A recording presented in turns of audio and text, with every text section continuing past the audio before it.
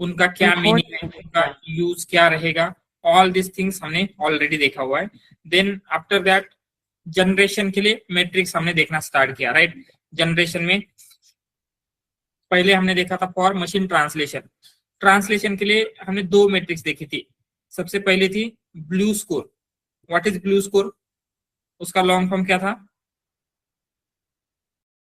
Bilingual evaluation under study, right. मतलब आप क्या कर रहे हैं, मशीन ट्रांसलेशन, एक लैंग्वेज से दूसरे लैंग्वेज में जो ट्रांसलेट हुआ है उसको इवेल्युएट कर रहे थे, राइट। एंड ये जो है वो प्रिसीजन बेस्ड मैट्रिक्स है। तो इसमें किस तरीके से क्या यूज हो रहा है, मतलब फॉर मेन जो एंड फॉर्मूला था फॉर कैलकुलेटिंग ब्लू स्कोर वो क्या था? Gravity penalty multiply by n-gram precision. Exactly, brevity penalty into n-gram precision. Brevity penalty मतलब क्या होता है, अगर आपका सेंटेंस बहुत ही स्मॉलर सेंटेंसेस जनरेट कर रहा है उसके लिए हमने ब्रेविटी पेनल्टी इंक्लूड किया था। मतलब क्या होगा, जहां पे भी आपका मॉडल स्मॉलर, मतलब जो आपका रेफरेंस है, रेफरेंस से शॉर्ट सेंटेंस अगर जनरेट कर रहा है उसको पिनलाइज करने के लिए ब्रेविटी पेनल्टी इंट्रोड्यूस की गई थी। एंड ये n-gram प्रिसीजन क्या होता है, हमने सबसे पहले प्रिसीजन कैलकुलेट किया था। What was precision? Yes,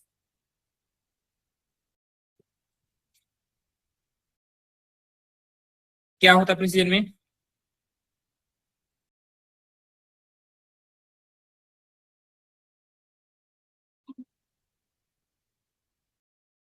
Number of matching words in reference and predicted divided by number of words predicted. Exactly तो हमने प्रिसीजन को चेंज किया था। जो आपका क्लासिफिकेशन में प्रिसीजन था उसको चेंज किया है। चेंज कैसे किया था? m divided by w translated, ऐसे लिखा था। m मतलब number of matching words in a reference and predicted. जो रेफरेंस है एंड जो प्रिडिक्टेड वैल्यू है उनमें जो भी मैचिंग वर्ड्स है, कितने टोटल मैचिंग वर्ड्स है वो हम ले रहे थे, डिवाइडेड बाय w ट्रांसलेटेड। मतलब जो ट्रांसलेटेड टेक्स्ट है उसमें या फिर जो प्रिडिक्टेड टेक्स्ट है उसमें टोटल नंबर ऑफ कितने वर्ड्स है। तो इस फॉर्मूला का यूज करके हम प्रिसीजन यूज कर रहे थे। बट हमने जस्ट प्रिसीजन यूज नहीं किया था, उसमें कुछ लिमिटेशंस आ रहे थे, राइट। इसके लिए हमने क्लिपिंग वाली टर्म यूज किए थे। What is clipping? यस,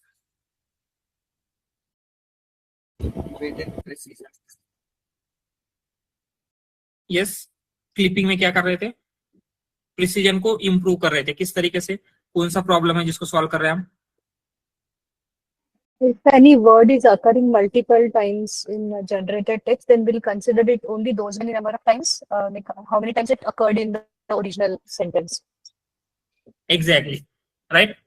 तो क्या होता है, हमने एग्जांपल के लिए यहाँ पे देखा था, अगर आपका सेंटेंस ये है the cat is on a mat, ये आपका रेफरेंस है, बट मॉडल ने there is cat cat cat ऐसे कैट को 3 टाइम्स प्रिडिक्ट किया है। एंड जब हम इसको कैलकुलेट करेंगे तो क्या हो रहा है, बिकॉज कैट मल्टीपल टाइम्स आ रहा है वो मल्टीपल टाइम्स काउंट होगा एंड इससे प्रिसीजन इंप्रूव हो रहा था। टू रिड्यूस दैट हमने क्लिपिंग यूज की। तो हम क्या करेंगे, अगर कोई भी word multiple times predicted text में आ रहा है तो उसे जितने टाइम्स वो आ रहा है उतने टाइम्स कैलकुलेट नहीं करेंगे, उसे उतने ही टाइम कैलकुलेट करना है जितने टाइम वो रेफरेंस में प्रेजेंट है। अगर कैट यहाँ पे रेफरेंस में एक बार प्रेजेंट है तो हम उसको एक बार ही काउंट करेंगे। This is modified precision.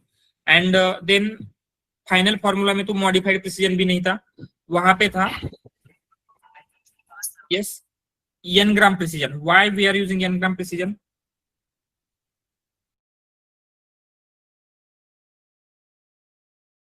क्या reason? in order to maintain the order of the sequence. Correct, right. तो यहाँ पे क्या है, cat chase dog and dog chase cat. अगर हमने ये दो सेंटेंस लिए एंड इनका सिंपली यूनिग्राम के ऊपर कैलकुलेट किया, दोनों में कैट प्रेजेंट है, दोनों में चेज प्रेजेंट है, दोनों में डॉग प्रेजेंट है, तो इनका प्रिसीजन 100% आएगा। बट एक्चुअल में इन दोनों का प्रिसीजन 100% नहीं होना चाहिए, राइट। इसीलिए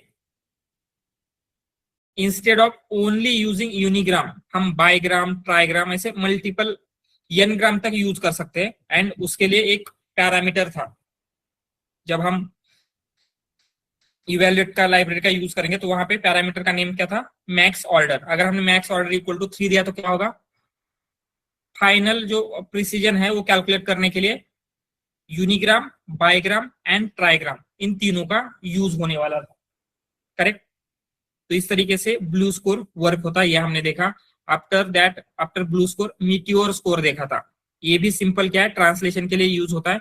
इसमें चेंज क्या हो रहा है, जो ब्लू स्कोर है सिंपली प्रिसीजन कंसिडर कर रहा था, बट यहाँ पे जो मीटियोर स्कोर है ये ब्लू स्कोर की तरह सिर्फ प्रिसीजन ही नहीं, प्रिसीजन एंड रिकॉल दोनों कंसिडर करता है, बट ये मोर वेटेज देता है रिकॉल को। राइट। रिकॉल को वेटेज देने के लिए पहले तो हम ये देखेंगे, अगर आपको प्रिसीजन एंड रिकॉल दोनों कंसिडर करना है तो क्या यूज करेंगे हम,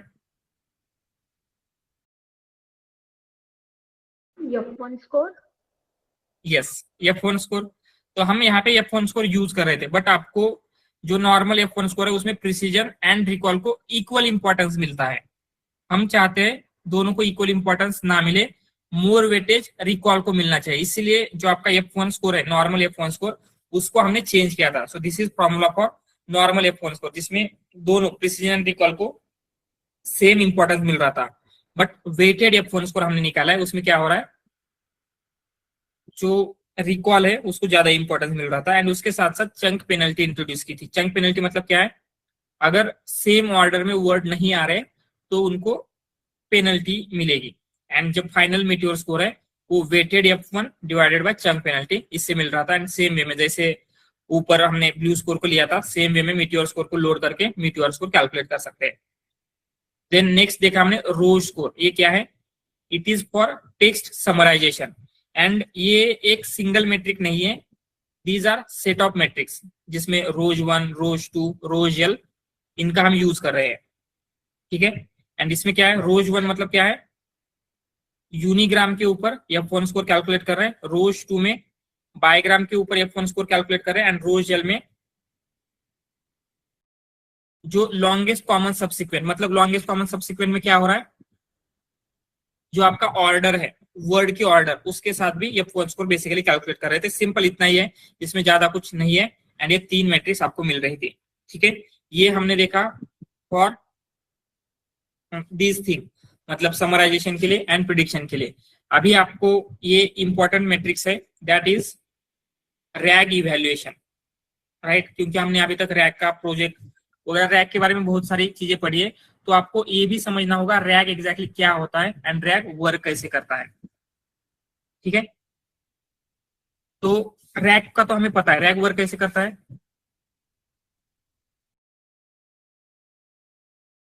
यस,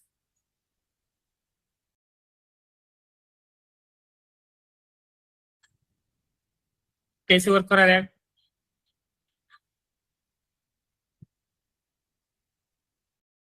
जस्ट अभी हम क्या करते हैं, ये जो मैट्रिक्स है इनको देखने वाले हैं, तो इनको लेके जाते हैं न्यू नोटबुक में, एंड वहीं पे रैग के बारे में सारे इंफॉर्मेशन हम देखना स्टार्ट करेंगे। सो क्योंकि ये जब आप रैग का प्रोजेक्ट लगाते हैं तो उसमें आपको ये क्वेश्चंस भी आ सकते हैं कि आपने रैग के आर्किटेक्चर को या फिर जो आपका रैग का प्रोजेक्ट है उसको इवेल्युएट कैसे किया। राइट। इसीलिए ये जो मैट्रिक्स है ये बहुत ज्यादा इंपॉर्टेंट है, इसलिए हम क्या करेंगे, इनको डिटेल में समझने का ट्राई करते हैं। ठीक है। तो रैग में क्या होता है, दो जगह पे टेस्ट करना, या फिर हम ऐसे बोल सकते हैं दो जगह पे इवेल्युएट करना बहुत ज्यादा इंपॉर्टेंट हो जाता है। कौन सी दो जगह पे है, retrieval and LLM predicted things. Exactly retrieval and generation, जहां पे आपको जनरेट करना है। ऑलराइट। तो ये हो कैसे रहा है ये भी हमें समझना होगा। सबसे पहले just there are few images, वो मैं ले लेता हूं।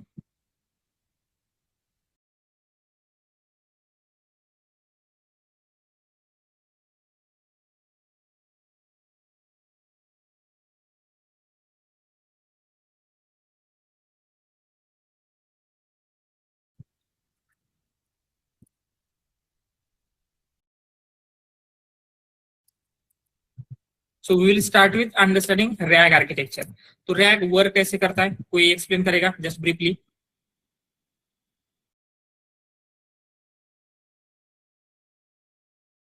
Yes. Basically, RAG functional RAG architecture work on the 4 component.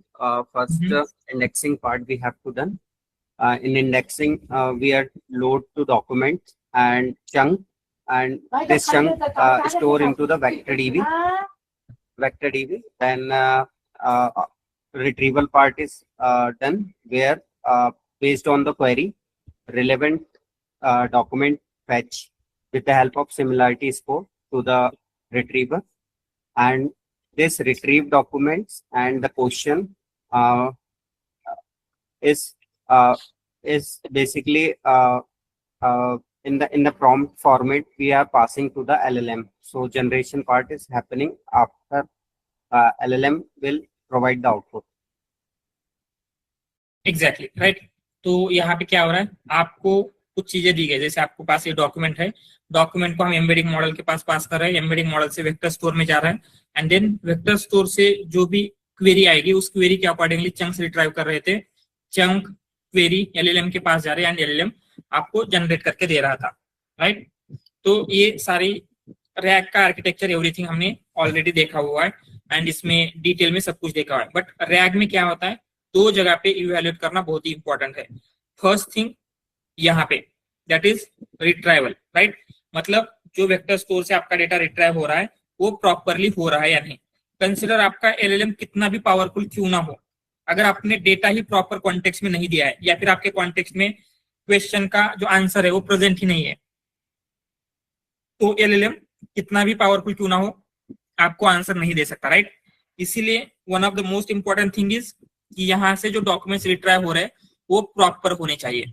This is the first thing जो हम इवेल्युएट करेंगे। एंड सेकंड थिंग इज जब हम डॉक्यूमेंट पास कर रहे हैं एलएलएम को आंसर ठीक से जनरेट करना चाहिए, मतलब जो डॉक्यूमेंट में इंफॉर्मेशन है उसी के अकॉर्डिंगली आंसर जनरेट करना चाहिए, खुद से कुछ फेक इंफॉर्मेशन वगैरह इन्वेंट नहीं करनी चाहिए, मतलब हेलुजिनेट नहीं करना चाहिए, all this things. So generally rag को हम 2 स्टेप में इवेल्युएट करते हैं। First one is here retrieval and second one is here, जहां पे हम क्या करेंगे जनरेशन को इवेल्युएट करते हैं, ठीक है।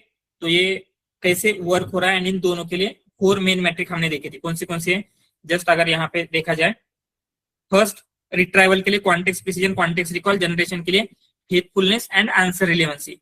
तो पहले इनको थियोरेटिकली अंडरस्टैंड करेंगे, वो चारों मैट्रिक क्या रिप्रेजेंट करती है, किस तरीके से हम रैग को इवेल्युएट कर रहे हैं, and then finally practically using Ragas library. Ragas एक लाइब्रेरी है जो आपको इन सबको इवेल्युएट करने के लिए, इन सारे मैट्रिक को रैग आर्किटेक्चर को बेसिकली इवेल्युएट करने के लिए हेल्पफुल होती है, ठीक है। For this I have one more image, just a minute, rag, या this one.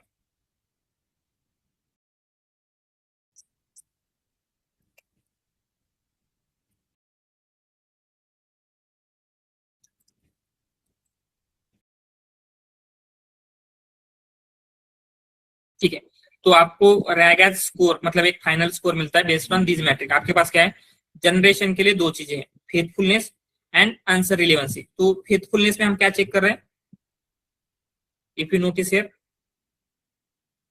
How factually accurate the generated answer. इसका क्या मीनिंग है, आपके मॉडल ने जो आंसर जनरेट किया है वो फैक्चुअली एक्यूरेट है या नहीं। मतलब हम यहाँ पे क्या टेस्ट कर रहे हैं, कहीं मॉडल हेलुजिनेट तो नहीं कर रहा है, राइट। हेलुजिनेशन में क्या होता है, मॉडल फॉल्स इंफॉर्मेशन जनरेट करता है, राइट। तो ऐसे कुछ फॉल्स इंफॉर्मेशन तो जनरेट नहीं कर रहा है, ये हम फेथफुलनेस में चेक कर रहे हैं। तो बेसिकली वी आर चेकिंग जो आपका रिट्राइव्ड कॉन्टेक्स्ट है या फिर आपका जो नॉलेज बेस है जिसमें आपने आपका डेटा स्टोर किया था, सो उस डेटा के तरफ आपका आंसर कितना फेथफुल है, ठीक है। फेथफुलनेस समझ में आ रहा है, how factually accurate is the generated answer, generated answer factually correct है या नहीं, क्या उसमें हेलोजिनेशन है, ये हम फेथफुलनेस में चेक कर रहे हैं। Then answer relevancy, answer relevancy में क्या है, how relevant is the generated answer to the question. मतलब कंसिडर आप पूछ रहे हैं what is capital of India, but आपका मॉडल आंसर दे रहा है प्राइम मिनिस्टर ऑफ इंडिया, वो आंसर फैक्चुअली करेक्ट है क्या, मतलब उसने करेक्ट आंसर दिया तो यस, राइट। मतलब वो फेथफुल है, बट आपके क्वेश्चन के रिगार्डिंग रिलेवेंट है क्या, आपने जो क्वेश्चन पूछा था उसके accordingly?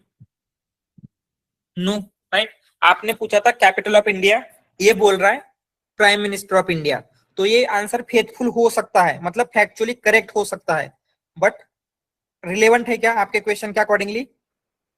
No.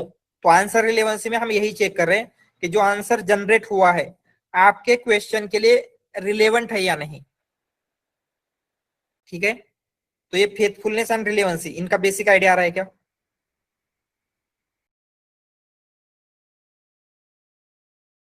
All right, then retrieval के लिए देखेंगे, आपके पास है कॉन्टेक्स्ट प्रिसीजन।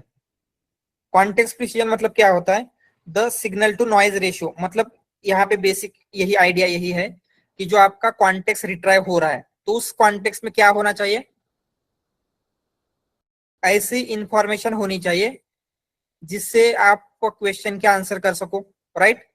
तो यहाँ पे यही चेक हो रहा है, जो कॉन्टेक्स्ट रिट्राइव हुआ है उसमें कितनी परसेंट इंफॉर्मेशन रिलेवेंट है एंड कितनी परसेंट इंफॉर्मेशन इरिलेवेंट है, या फिर इसका कोई भी यूज नहीं होगा आपका आंसर जनरेट करने के लिए। ठीक है, दिस इज कॉन्टेक्स्ट प्रिसीजन, कि आपका जो करेक्ट इंफॉर्मेशन कितनी है एंड नॉइज या फिर अननेसेसरी इंफॉर्मेशन कितनी है। एंड कॉन्टेक्स्ट रिकॉल में क्या हो रहा है? आपके क्वेश्चन का आंसर करने के लिए जो जो इंफॉर्मेशन चाहिए थी या फिर जो जो चंक चाहिए थे, क्या वो चंक एक्चुअल में रिट्राइव हुए हैं, ये हम कॉन्टेक्स्ट रिकॉल में चेक कर रहे हैं। सो ये चारों मैट्रिक्स का बेसिक आइडिया आ रहा है क्या थियोरेटिकली? अगेन हम इसको और थोड़ा डिटेल में देखेंगे, मैथमेटिकली कैलकुलेट वगैरह कैसे करना है, बट आइडिया आ रहा है। इसमें किसी को कुछ डाउट है? सर रिट्रैवल का फिर से एक बार रिपीट करोगे? या sure. First one is a context precision. Precision means क्या होता है?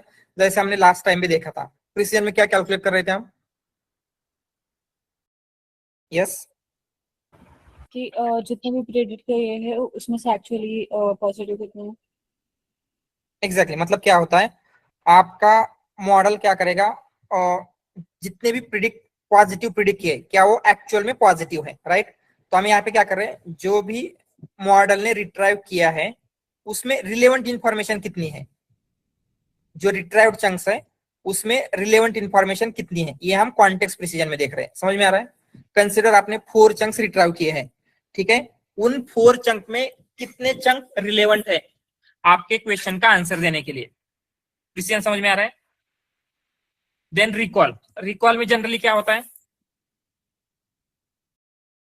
जितने एक्चुअल पॉजिटिव थे उनमें से कितने मॉडल ने प्रिडिक्ट किए हैं, राइट। ये कॉन्टेक्स्ट रिकॉल में हो रहा है।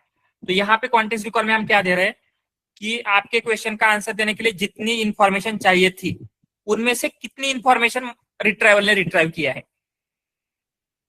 ठीक है, can it retrieve all the relevant information required to answer the question. Clear है अभी? Yes sir, thank you. तो ये मैथमेटिकली कैलकुलेट कैसे करना है, क्योंकि हमने देखा था जनरेशन के लिए इवेलुएट करना बहुत ही डिफिकल्ट होता है। तो यहाँ पे एग्जैक्टली किस तरीके से ये हम इवेलुएट कर सकते हैं वो हम देखेंगे। We will start with generation metrics and सबसे पहले हम देखेंगे फेथफुलनेस। फेथफुलनेस में एग्जैक्टली क्या होता है एंड कैसे होता है। ठीक है सर, वो प्रिसीजन @k, रिकॉल @k, वो क्या रहते हैं सर? हाँ हाँ, वो देखेंगे हम। मतलब क्या होता है @k, मतलब आपके 4 चंक से रिट्राइव हो रहे, राइट, 1 2 3 4। तो हर एक चंक लेवल पे देखते हैं, जो फर्स्ट नंबर पे रिट्राइव हुआ है उसका प्रिसीजन चेक करेंगे, सेकंड नंबर पे जो चंक है उसका प्रिसीजन चेक करेंगे, वही होता है @k। मतलब जो आप कितने चंक रिट्राइव कर रहे हैं, कंसिडर आप 4 चंक रिट्राइव कर रहे हैं, तो 4 में कितनी रिलेवेंट इंफॉर्मेशन है, मतलब फर्स्ट नंबर पे जो आया है उसमें कितनी है, सेकंड नंबर पे जो चंक आया है उसमें कितनी है, यही चेक करते हैं बेसिकली। Okay sir. ठीक है, we will start with faithfulness.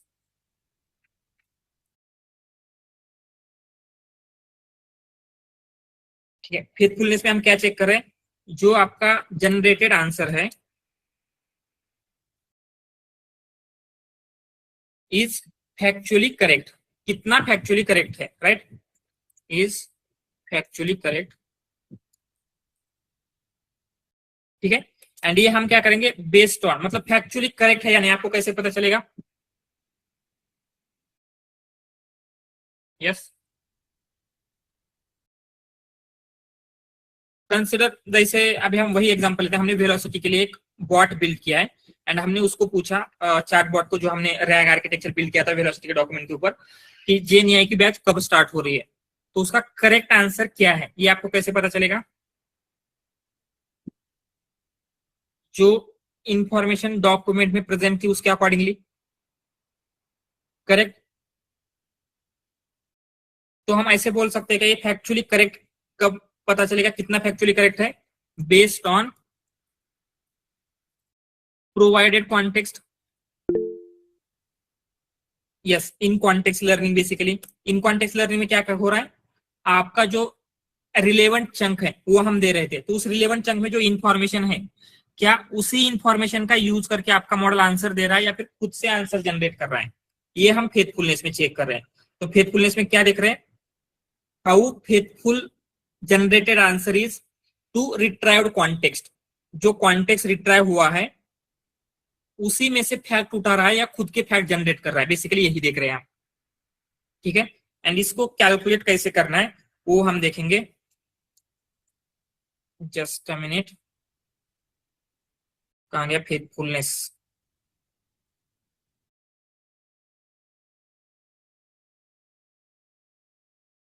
ठीक है। जैसे यहाँ पे फेथफुलनेस का फॉर्मूला क्या है, अगर आप यहाँ पे देखेंगे फेथफुलनेस को कैलकुलेट करने के लिए, number of claims in a generated answer that can be inferred from a given context divided by total number of claims in a generated answer. Claim मतलब क्या है, एक फैक्ट, ऐसे कंसिडर कीजिए, एक फैक्ट मतलब क्या है, ऐसे टोटल नंबर ऑफ कितने फैक्ट है जनरेटेड आंसर में जो आप डायरेक्टली कॉन्टेक्स्ट में फाइंड आउट कर सकते हैं, डिवाइडेड बाय आपके आंसर में टोटल नंबर ऑफ कितने फैक्ट्स है। ये फॉर्मूला समझ में आ रहा है? एग्जांपल के लिए यहां पे हम देखेंगे, कंसिडर आपका क्वेश्चन ये था, where and when was Einstein born, ठीक है, this is your question. And यहाँ पे क्या हुआ है, आपके मॉडल ने, मतलब आपके रिट्राइवल ने इस क्वांटिटी को रिट्राइव करके दिया है, अल्बर्ट आइंस्टाइन जो भी कुछ इंफॉर्मेशन है। तो यहाँ पे हम देखेंगे high faithful answer, high faithfulness answer वाला, ठीक है। इसमें कितने total number of facts present है इस आंसर में, इस आंसर में फैक्ट्स 2 फैक्ट्स है, कौन से? First fact is Place and date. born in Germany, this is your first fact, and second fact कौन सा है? Date.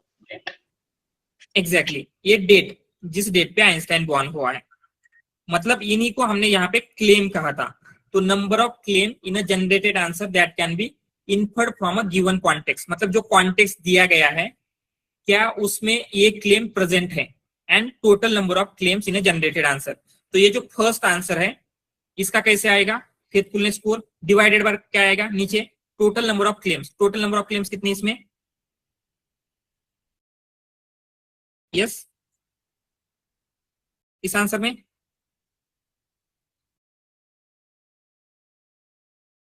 अभी देखे थे हमने 2 है, राइट। तो यहाँ पे हम नीचे लिखेंगे 2, एंड देन ऊपर क्या है, how many of those claim inferred from given context. तो क्या सबसे पहले फर्स्ट क्लेम देखेंगे, Einstein was born in Germany, क्या यही इंफॉर्मेशन आपके कॉन्टेक्स्ट में प्रेजेंट है क्या? Yes, Einstein, Albert Einstein was a German born, मतलब ये फर्स्ट इंफॉर्मेशन प्रेजेंट है, फर्स्ट फैक्ट, यस। तो हम यहाँ पे लिखेंगे 1 प्लस, अभी ये जो सेकंड फैक्ट है 14 मार्च 1879, क्या ये भी प्रेजेंट है आपके इस आंसर में, कॉन्टेक्स्ट में, सॉरी, यस ये भी फैक्ट प्रेजेंट है। तो यहाँ पे लिखेंगे 1 दोनों फैक्ट का। तो यहाँ पे इसका जो फेथफुलनेस आ रहा है कितना आएगा, 2 डिवाइडेड बाय 2 इक्वल टू 1, मतलब 100% फेथफुल है। बट जो नीचे वाला देखेंगे तो नीचे वाले में क्या है, यहाँ पे भी 2 क्लेम दिए गए या फिर 2 फैक्ट दिए गए हैं। कौन से फैक्ट है, यहाँ पे भी Einstein was born in Germany and then उसकी डेट ऑफ बर्थ दी गई है। तो हम नीचे 2 लिखेंगे, तो in out of those two कितने हैं जो आप कॉन्टेक्स्ट से इन्फर कर सकते हैं? Einstein was born in Germany present है क्या कॉन्टेक्स्ट में? यस। प्लस अभी ये डेट ऑफ बर्थ प्रेजेंट है क्या इसमें, ये वाली? नो। नो, मतलब आएगा 0। तो इसका फेथफुलनेस कितना आएगा? 1/2, मतलब 0.5 आएगा। 0.5 मतलब ओनली 50% इंफॉर्मेशन जो जनरेटेड है वो करेक्ट है या फिर कॉन्टेक्स्ट के अकॉर्डिंगली है। बाकी की 50% इंफॉर्मेशन मॉडल ने खुद से जनरेट की है या फिर हेलोजेनेट की है। ये समझ में आ रहा है फेथफुलनेस कैसे कैलकुलेट करना है एंड कैसे कैलकुलेट हो रहा है? फेथफुलनेस क्लियर है? ठीक है, यहाँ पे हम क्या करते हैं, इसके बारे में थोड़ी सी इंफॉर्मेशन लिखते हैं क्योंकि आप बाद में भी उसको रीड कर सके। तो आंसर क्या था आपका? Einstein was born in Germany on 14th March, क्या है डेट? 14th March 1879। ठीक है, तो इसमें आपके पास दो क्लेम प्रेजेंट है। कौन से क्लेम है? यहाँ पे हम लिखते हैं क्लेम 1। क्या है claim 1? Einstein was born in Germany, right?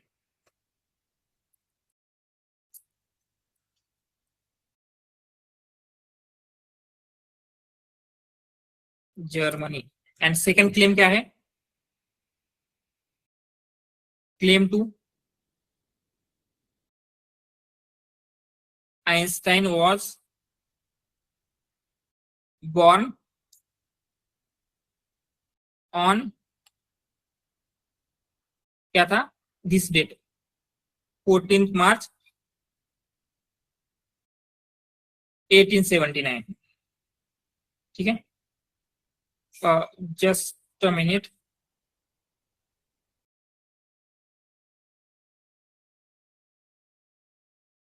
ठीक है, तो ये दोनों क्लेम समझ में आ रहे हैं?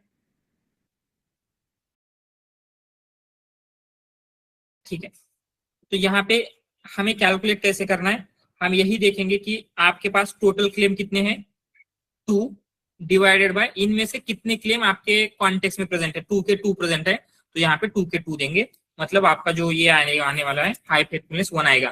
तो सेम वे में इस आंसर के साथ करेंगे तो आपका फेथफुलनेस का जो स्कोर है वो 0.5 आ रहा है। यहाँ पे हमने ह्यूमन लेबल नहीं किया है, ये जो रिट्राइव्ड कॉन्टेक्स्ट है, ये जो कॉन्टेक्स्ट है ये रिट्राइव्ड कॉन्टेक्स्ट है। ठीक है, जो हम वेक्टर डीबी से रिट्राइव करते हैं अकॉर्डिंग टू यूर क्वेरी, वो वाला कॉन्टेक्स्ट है।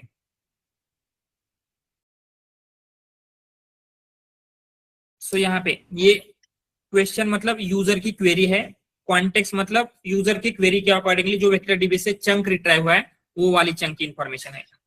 एंड ये आंसर, ये दोनों आंसर आपके रैग आर्किटेक्चर ने जनरेट किए हैं। यस आशीष, आपको कुछ क्वेश्चन है?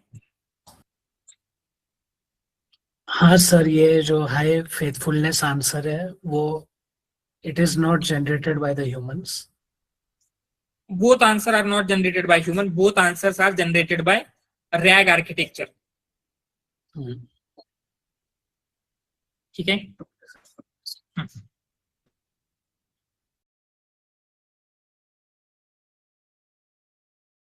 All right.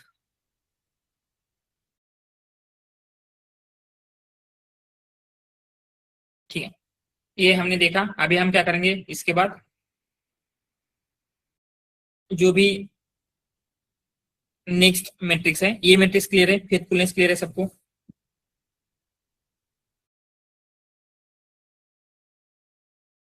Next one is answer relevancy.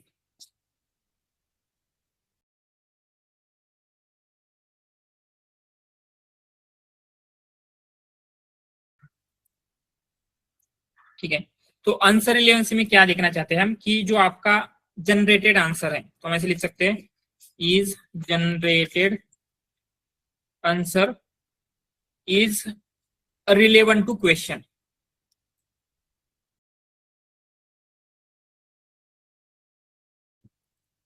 ठीक है, तो जैसे हमने यहाँ पे आपका क्वेश्चन था कुछ ऐसा, where and when was Einstein born, and ये क्या बोल रहा है, Einstein was a theoretical physicist widely held to of greatest most influential scientist of all time, ये आंसर दे रहा है।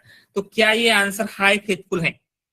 इसने अगर बोला Albert Einstein is a theoretical physicist widely held to जो भी है of the greatest and most influential scientist of all time, क्या ये हाई फेथफुलनेस आंसर है, हाई फेथफुल आंसर है?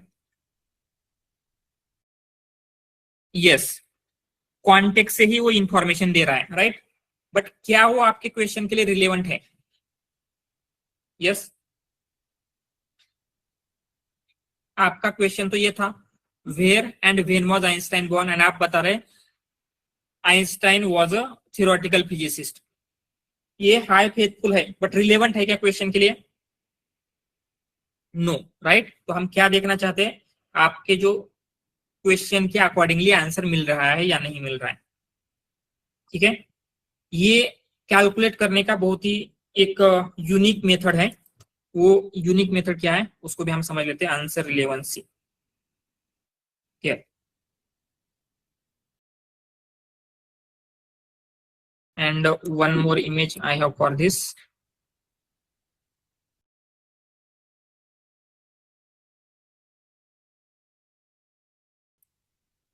ओके, तो यहाँ पे जो आंसर रिलेवेंसी का फॉर्मूला है ये देख के कॉम्प्लेक्स लग सकता है, राइट। एग्जैक्टली क्या हो रहा है यहाँ पे समझ में नहीं आएगा आंसर रिलेवेंसी के फॉर्मूला। तो अभी के लिए इस फॉर्मूला को हम नहीं देखेंगे, ये एग्जैक्टली कर क्या रहा है पहले उसको समझ लेते हैं, देन आफ्टर दैट इस फॉर्मूला को देखेंगे। फॉर्मूला इजीली आपको समझ में आएगा, ठीक है। तो आपको चेक क्या करना है आंसर रिलेवेंसी में, जो आपका जनरेटेड आंसर है क्या वो रिलेवेंट है या नहीं।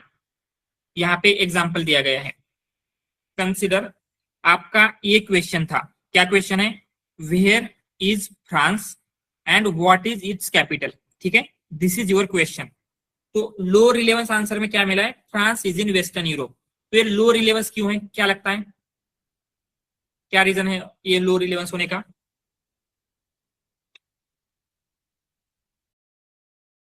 यस,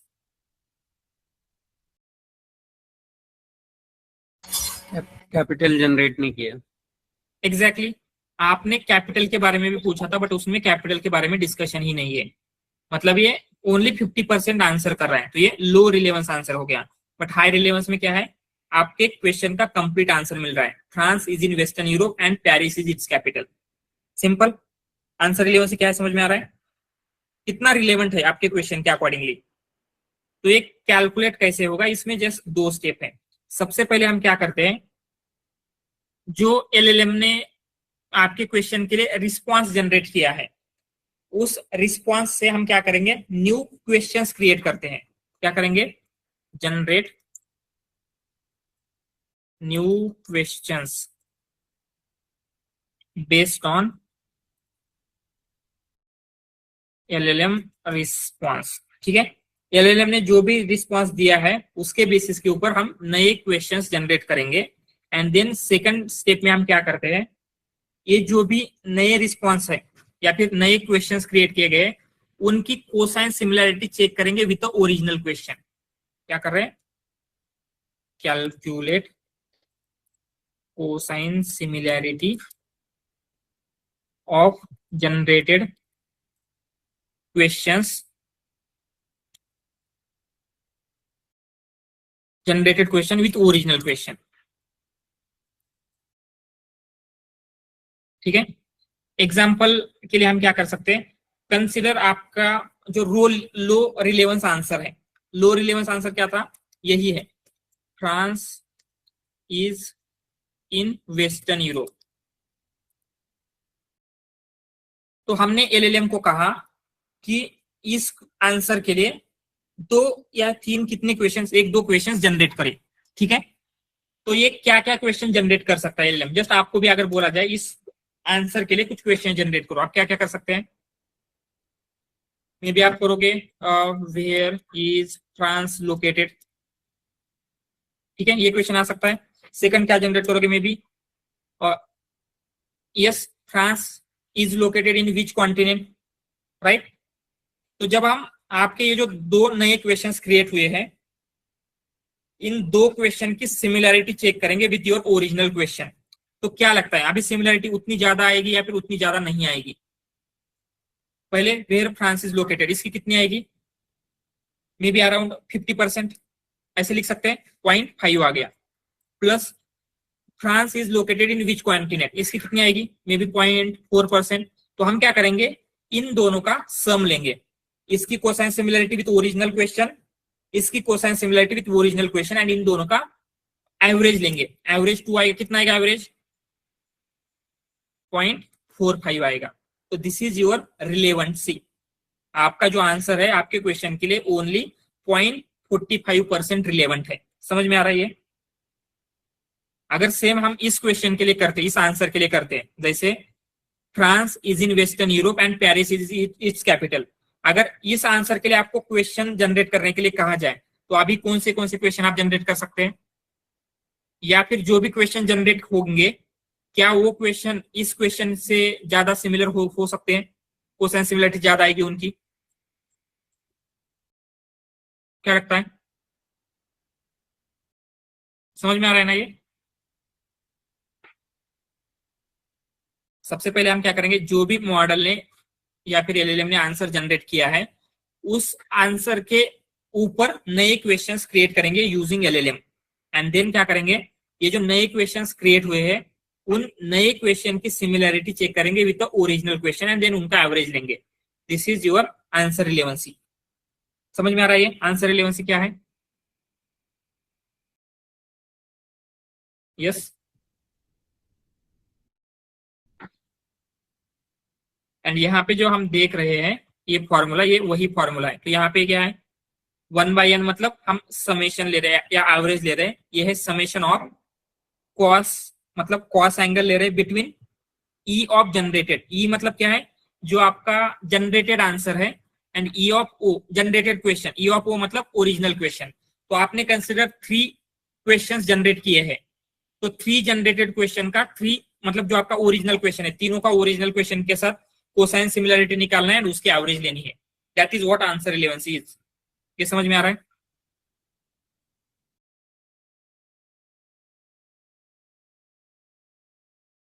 यस या ऊपर से जा रहा है? क्लियर है सबको? सर ये एलएलएम का यूज करेगा या मैन्युअली हमें क्वेश्चन देना होगा? एलएलएम का यूज करेगा to generate new questions based on answer. LLM का यूज करेगा ये।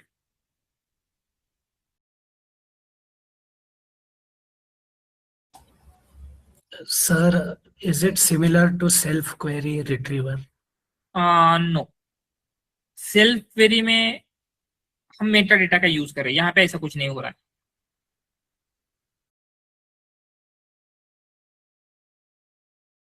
ठीक है सर, कोई एक रिट्रीवर है ना जिससे मल्टीपल क्वेश्चंस वो जनरेट करता है? Yes, multi query retriever. Yes yes. But यहाँ पे क्या हो रहा है, जो आपका क्वेश्चन है वहां पे मल्टी क्वेरी में क्वेश्चन के ऊपर हम मल्टीपल क्वेश्चन जनरेट कर रहे थे, राइट? यहाँ पे क्या हो रहा है, जो एलएलएम का आंसर है, आंसर से क्वेश्चंस बना रहे हैं। ठीक है ओके सर।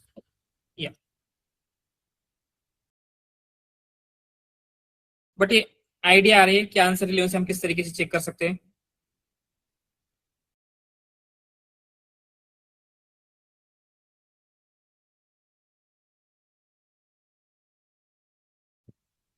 ऑल राइट, अगर ये आंसर रिलेवेंसी भी क्लियर है then we will move on to next.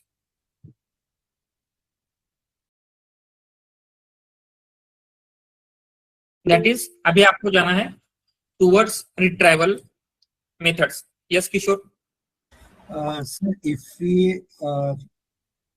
अगर आपने एक क्राइटेरिया फिक्स कर रखा है अराउंड 80% 90% वांट रिजल्ट, तो उसका कैसे कैलकुलेट करेंगे?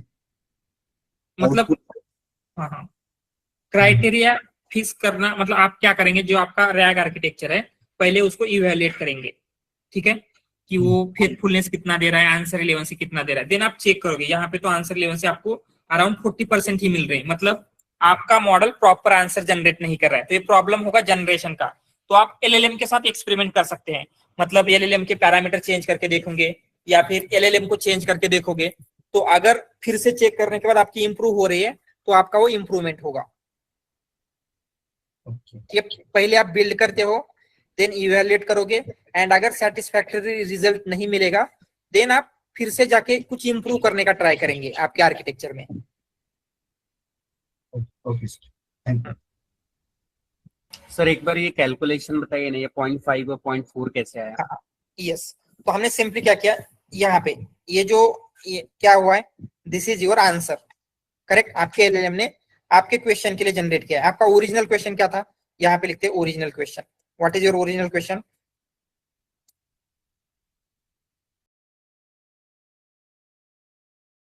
क्या था, where is France and what is its capital. तो यहाँ पे लिखते हैं where is France and what is its capital, ठीक है। ये आपका क्वेश्चन था। देन उसके ऊपर मॉडल ने क्या आंसर जनरेट किया, model response, this one, France is in Western Europe, ठीक है। तो अभी हम क्या करेंगे, ये जो मॉडल का रिस्पॉन्स है, ये मॉडल का रिस्पॉन्स एलएलएम को देंगे एंड क्या बोलेंगे, for this answer create few more questions, correct. तो ये जो दो क्वेश्चंस दिख रहे हैं, ये कैसे आए हैं, क्वेश्चंस जनरेटेड बाय एलएलएम। कहां से जनरेट किया है, from, yes, Response. Model response से, करेक्ट, मॉडल रिस्पॉन्स। सो यहाँ पे आपका क्या है, ये हम उसको बोलेंगे जनरेटेड 1, जनरेटेड 1 एंड ये जनरेटेड 2। तो आपने दो क्वेश्चंस जनरेट किए, ठीक है। तो अभी हम क्या करेंगे, जो आपका यहाँ पे निकालना है, आपको कोसाइन सिमिलरिटी निकालनी है, कॉस ऑफ जो जनरेटेड 1 है उसका ओरिजिनल क्वेश्चन के साथ, जनरेटेड 1 एंड ओरिजिनल क्वेश्चन। तो अगर यहाँ पे देखा जाए, where is France located, this is your generated 1 question, where is France and what is its capital. So इन दोनों का कोसाइन सिमिलरिटी लेंगे, जस्ट मैंने उसको ऐसे ही बोला है, 0.5 आएगा, जनरली इसके अराउंड कुछ आएगा 0.5 समथिंग, करेक्ट। एंड देन हम क्या करेंगे, अगेन जो आपका जनरेटेड आंसर 2 है, दिस वन, जनरेटेड 2 का अगेन ओरिजिनल क्वेश्चन के साथ कोसाइन सिमिलरिटी निकालेंगे। तो इसका कितना आना चाहिए, कॉन्टिनेंट है, यहाँ पे कुछ मेंशन नहीं, अराउंड 0.4 दे सकते हैं, कंसिडर इसकी 0.4 आ गई। तो आपका फाइनल आंसर रिलेवेंसी क्या है, it is average of these values. समझ में आ रहा है अभी?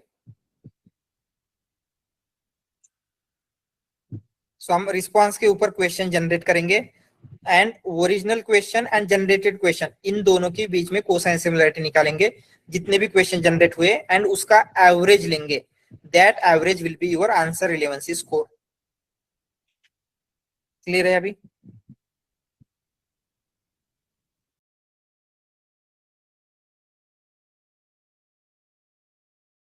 यस, या कुछ डाउट है अगेन? ठीक है, no problem. Now will move on to the next metrics, those are context precision, context recall, and all these metrics dependent on retrieval, right? अभी हम retrieval के लिए देखेंगे।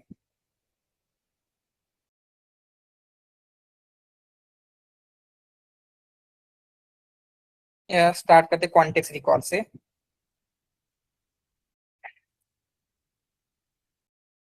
ठीक है, सो कॉन्टेक्स्ट रिकॉल मतलब क्या है, ये भी बहुत ही इजी है। आ गया context recall here.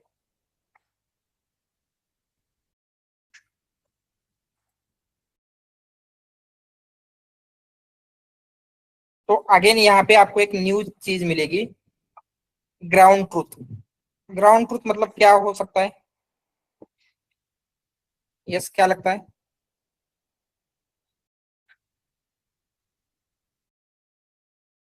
Yes Actual answer? Exactly, actual answer, जो आंसर आप एक्सपेक्ट कर रहे हो। तो आपको यहाँ पे जब इवेल्युएट करना होता है तो आपको ये सेट क्रिएट करना पड़ेगा। आपका जो क्वेश्चन है, जो आप क्वेश्चन पूछोगे एंड उसका आंसर आप क्या एक्सपेक्ट कर रहे हो, ठीक है, उसे हम बोलेंगे ग्राउंड ट्रूथ। तो आपका ये क्वेश्चन है, where is France and what is its capital, and इसका ग्राउंड ट्रूथ, ये ग्राउंड ट्रूथ कौन क्रिएट करेगा?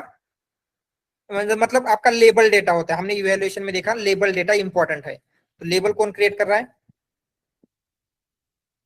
Human, right.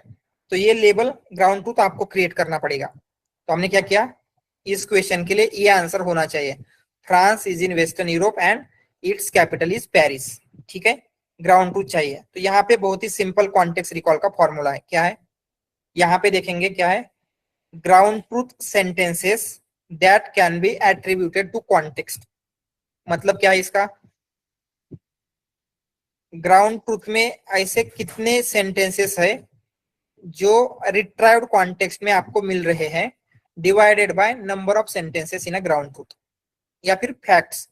तो यहाँ पे जो आपका ग्राउंड ट्रूथ है, France is in Western Europe and Paris is its capital, तो यहाँ पे हम हमारा ग्राउंड ट्रूथ लिख लेते हैं, ठीक है। ग्राउंड ट्रूथ क्या है? Ground truth, France is in Western Europe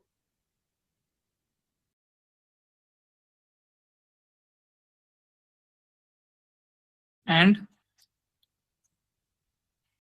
it's capital is Paris, ठीक है। ये आपका ग्राउंड ट्रूथ है। तो आपके ग्राउंड ट्रूथ में टोटल कितने सेंटेंसेस है या फिर कितने फैक्ट्स है? यस, कितने सेंटेंसेस हैं? 2 बोल सकते हैं क्या? यस, सेंटेंस 1 क्या रहेगा? France is in Western Europe, this is your first sentence या फिर फर्स्ट फैक्ट है, ठीक है। सेकंड सेंटेंस क्या रहेगा जो ग्राउंड ट्रूथ में प्रेजेंट है? यस, पेरिस कैपिटल फ्रांस है, या फिर ऐसे लिखेंगे Paris is capital of France, ऐसे कुछ लिख लेते हैं, ठीक है, Paris is capital of France, ठीक है। ये समझ में आया क्या? ये जो सेंटेंस 1 सेंटेंस 2 हमने ग्राउंड ट्रूथ से कैसे बनाया है, क्लियर है ये? ऑल राइट, देन फॉर्मूला देखेंगे क्या है, ground truth sentences that can be attributed to the context divided by number of sentences in a ground truth. मतलब डिवाइड में क्या आएगा सबसे पहले, तो यहाँ पे जब आपको कॉन्टेक्स्ट रिकॉल निकालना है तो जब हम डिवाइड करेंगे तो डिवाइड में क्या आएगा? Yes, total number of sentences in a ground truth कितने हैं? Total number of sentences in a ground truth 2, ठीक है। तो यहाँ पे हम लिखते हैं 2 एंड देन फर्स्ट क्या रहेगा ऊपर, ground truth sentences that can be attributed to the context. मतलब कंसिडर ये फर्स्ट वाला कॉन्टेक्स्ट हम लेते हैं, ठीक है। इसमें ऐसे कितने सेंटेंसेस है, मतलब ये sentence out of this 2 sentence कितने सेंटेंस आपको इस कॉन्टेक्स्ट में मिल रहे हैं? हाई कॉन्टेक्स्ट वाले में देखेंगे तो France is in Western Europe में मिल रहा है क्या? यस, प्रेजेंट है, मतलब हम लिखेंगे यहाँ पे 1, ठीक है, प्लस ये सेकंड वाला है क्या, फ्रांस इज कैपिटल, इस वो ऊपर कहीं पे मेंशन है, पेरिस इट्स कैपिटल, तो ये भी है। मतलब दोनों में से दोनों के दोनों सेंटेंसेस आपके क्या है, इस आंसर में प्रेजेंट है। तो इसका जो वैल्यू आएगी क्या आएगी, 2/2 इक्वल टू 1, ठीक है। वही सेम अगर हम नीचे वाले कॉन्टेक्स्ट के लिए निकालेंगे तो आगे यहाँ पे डिवाइड में क्या आएगा, नीचे 2 आएगा, ठीक है। एंड ऊपर देखेंगे France is in Western Europe, ये प्रेजेंट है, yes, France is in Western Europe present है, तो यहाँ पे 1 आएगा, plus Paris is capital of France, कहीं पे मेंशन है क्या इस कॉन्टेक्स्ट में? यस, कहीं पे दिख रहा है? नो, मतलब यहाँ पे आएगा 0, तो इसका जो प्रिसीजन आने वाला है कितना आएगा 1/2 इक्वल टू 0.5, 50%। क्योंकि जब हम ये कॉन्टेक्स्ट पास करेंगे, इज देयर एनी वे आपका मॉडल कंप्लीट आंसर दे सकता है? ये कॉन्टेक्स्ट देंगे तो कैपिटल, फ्रांस की कैपिटल कहीं पे पता चलेगा इस कॉन्टेक्स्ट से? नो, इसलिए ये लो कॉन्टेक्स्ट रिकॉल आंसर है। समझ में आ रहा है क्या? क्लियर है?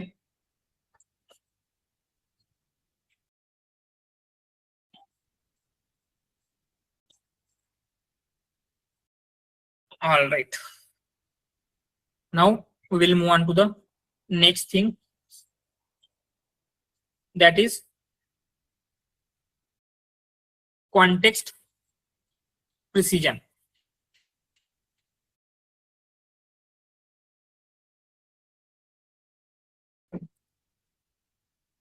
So context precision मतलब क्या है, उसे भी देख लेते हैं।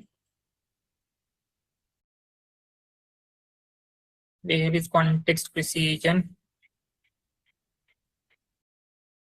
सर ये ग्राउंड ट्रुथ एलएलएम जनरेट करेगा या फिर ये हमको हमें देना पड़ेगा।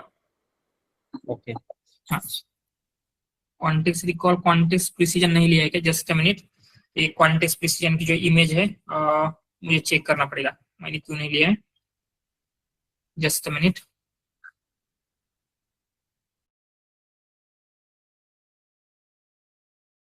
कॉन्टेक्स्ट प्रिसीजन नहीं लिख रहा है ना? Just a minute, I will check ये कहाँ पे प्रेजेंट है।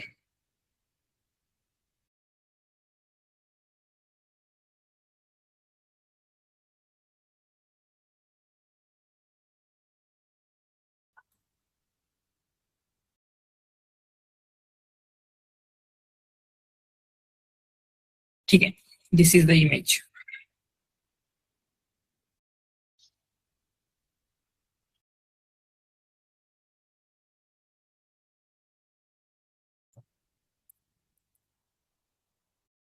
ठीक है, यहाँ पे आपको कुछ बहुत सारी चीजें दिख रही होगी, right?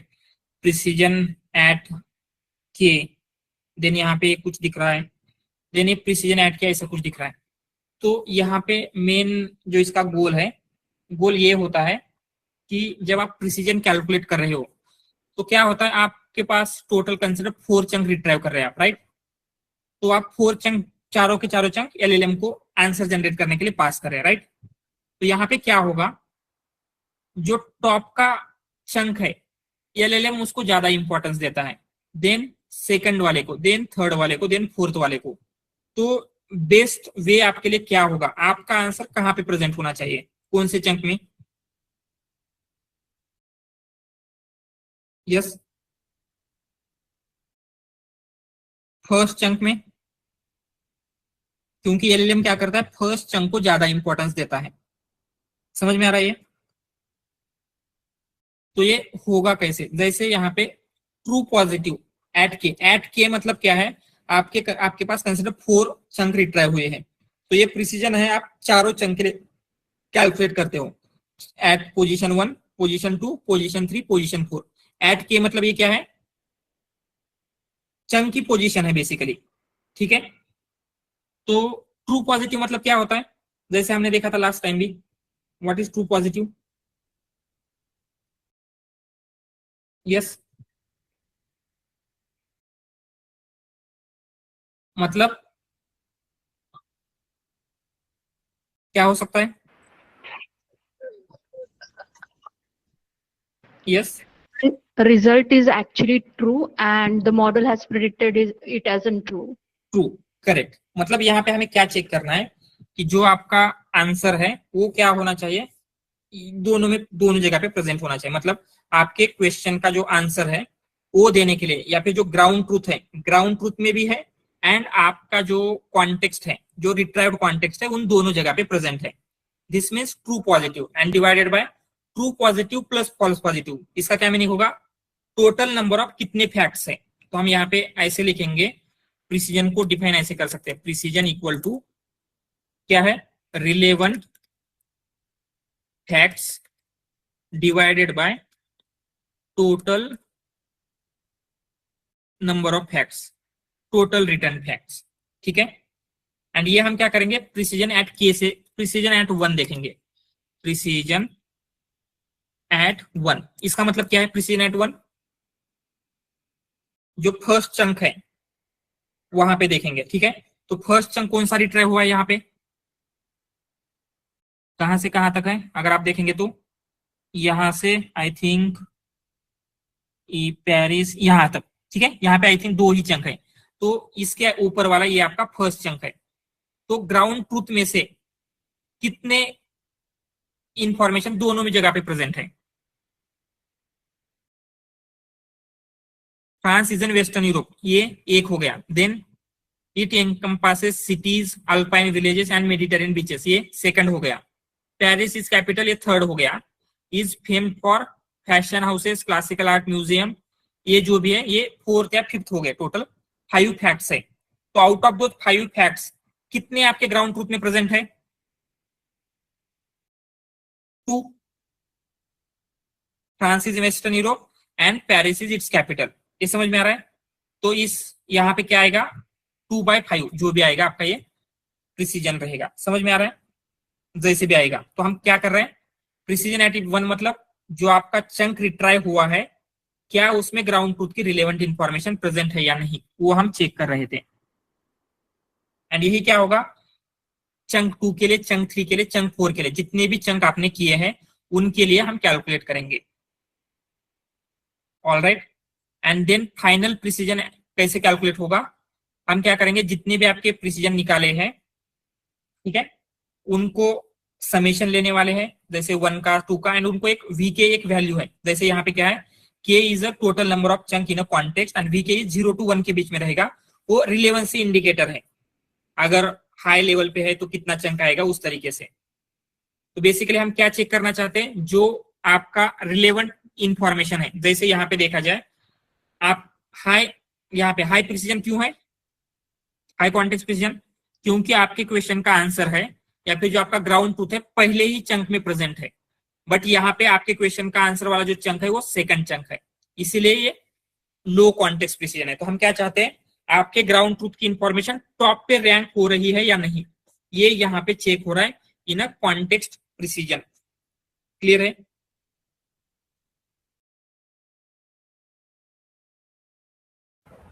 Sir, can you explain the VK part in the formula?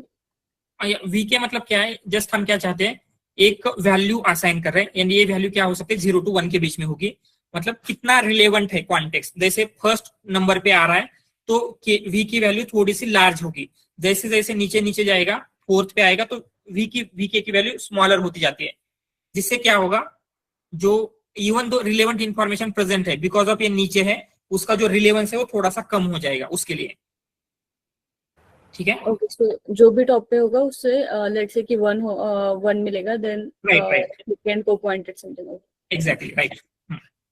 तो हम चाहते हैं कि जो रिलेवेंट इंफॉर्मेशन है टॉप पे होनी चाहिए, क्योंकि आपका मॉडल टॉप की इंफॉर्मेशन को ज्यादा इंपॉर्टेंस देता है। तो ये सिंपल वे में हमने क्या किया है, ये जो आपका 4 मैट्रिक्स है, इवन और भी कुछ मैट्रिक्स अवेलेबल है, बट मोस्टली यही 4 मैट्रिक्स यूज होती है, ठीक है। तो अगर आप रैगास की वेबसाइट के ऊपर जाएंगे, उन्होंने फ्यू मोर मैट्रिक्स क्रिएट करके रखे, बट उनका उतना यूज नहीं होता है। यही 4 matrix, context precision, context recall for retrieval and faithfulness, answer relevancy for generation, ये मोस्टली प्रिफरेबल है एंड ऑलमोस्ट एवरी जगह पे आपको इनका यूज देखने को मिलेगा। तो अभी हम सिंपल क्या करते हैं, जब आपको ये करना ही है तो आपको एक रैक का आर्किटेक्चर बिल्ड करना पड़ेगा। तो फास्ट वे में एक रैक का आर्किटेक्चर बिल्ड करते हैं। रैक बिल्ड करना बहुत ही सिंपल है। रैक के लिए क्या क्या चाहिए, जस्ट एक पीडीएफ चाहिए, पहले वो पीडीएफ ले लेते हैं, just a minute.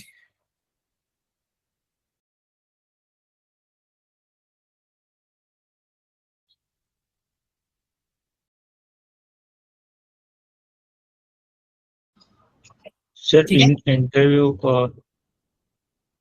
hello. Yes बोलिए।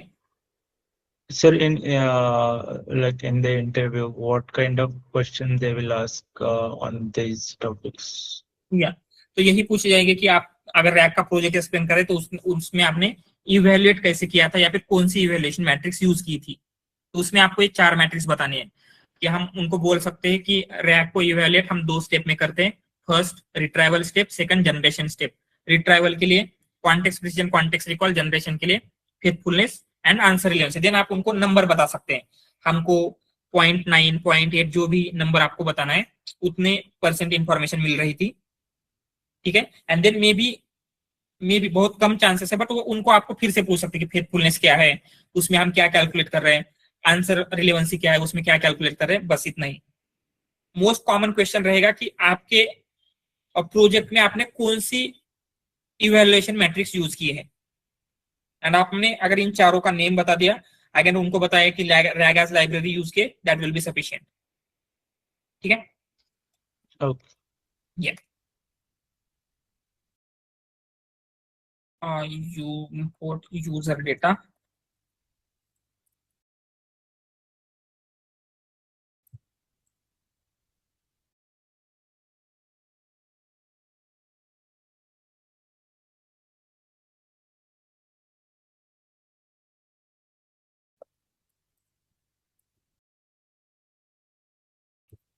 ठीक है। एंड देन आपको चाहिए क्या क्या, सबसे पहले ओपनएआई के मॉडल यूज करने वाले तो LangChain ओपनएआई चाहिए, pip install LangChain OpenAI. Then document loader use करने वाले तो LangChain कम्युनिटी चाहिए, LangChain community. Then pypdf use करेंगे, पाइप पीडीएफ ले लेते हैं। देन और क्या चाहिए, आई थिंक क्रोमाडीबी भी चाहिए होगा, तो क्रोमाडीबी को भी ले लेते हैं, pip install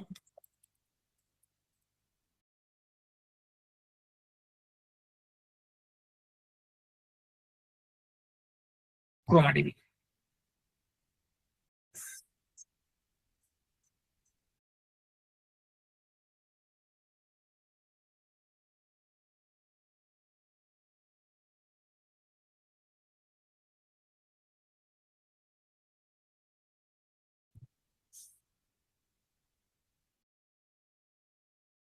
ऑल राइट, तो आपके पास क्या है, जो लाइब्रेरी चाहिए थी इंस्टॉल की है। सबसे फर्स्ट स्टेप क्या चाहिए आपको, first step will be, so जो भी चाहिए पहले इंपोर्ट कर लेते हैं, from LangChain community dot document loaders. क्या इंपोर्ट करना है, py PDF loader. Then from LangChain text splitters, import recursive character text splitter. LangChain, ये आई थिंक ये प्रीवियस लाइब्रेरी प्रीवियस वर्जन का दे रहा है, बट हम इसको चेंज करते हैं। LangChain ओपनएआई से यूज करना है, OpenAI embedding. Then LangChain community vector store से आपको चाहिए, LangChain कम्युनिटी वेक्टर स्टोर से क्रोमा ले रहे हैं। देन LangChain अगेन ओपनएआई से सिंपल ओपनएआई का मॉडल ले लेते हैं, ये नहीं चल जाएगा। एंड चेन कहां से मिलेगी आपको, LangChain, यस क्लासिक से।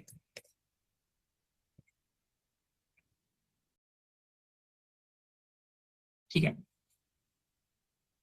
एंड देन सिंपल जो आपको करना है, फर्स्ट स्टेप क्या रहेगी, आपको क्या करना है, डॉक्यूमेंट को लोड करना है। लोडर इक्वल टू यूज करेंगे पाई पीडीएफ लोडर, उसमें जो भी आपका पीडीएफ है, दिस वन,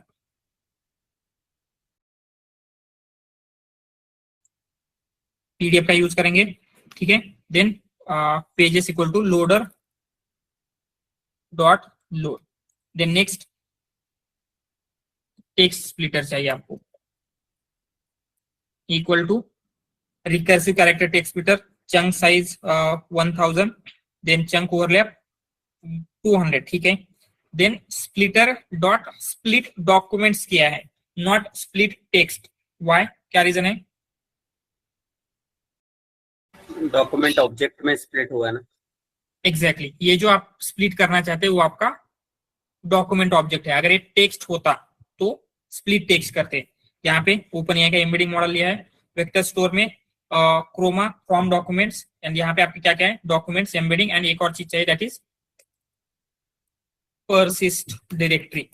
यहाँ पे जो देना है db समथिंग दे देते हैं।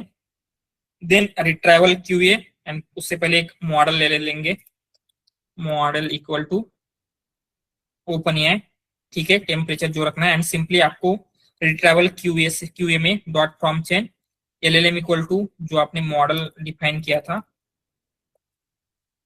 एंड देन रिट्राइवल में, ओके हमने रिट्राइवल बिल्ड नहीं किया है तो पहले रिट्राइवल यहीं पे बिल्ड करके लेते हैं।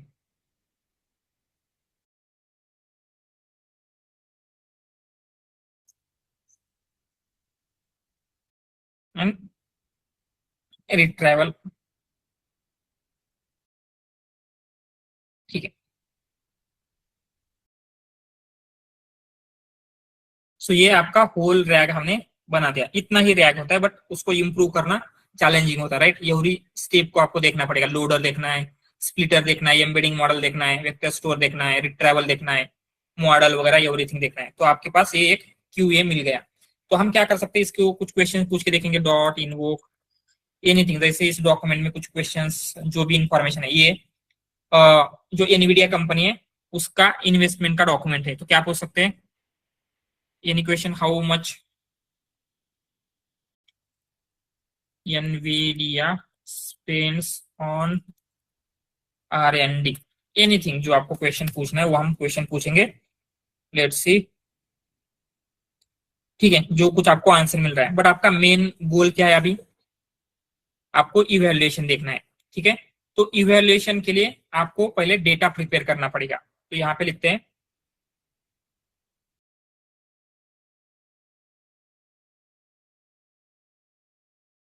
प्रिपेयरिंग डेटा फॉर इवैल्यूएशन, क्योंकि एवरी इवैल्यूएशन के लिए आपके पास डेटा होना चाहिए। इवैल्यूएशन, ठीक है। तो आपके पास 4 मैट्रिक्स है, कौन सी, first faithfulness, then answer relevancy, context recall, context precision. तो फेथफुलनेस हम कैसे कैलकुलेट कर रहे थे, अगर आपको याद होगा तो बेस्ड ऑन, यहाँ पे जाएंगे देखेंगे, यस क्या क्या लग रहा है अगर आपको फेथफुलनेस कैलकुलेट करना है तो,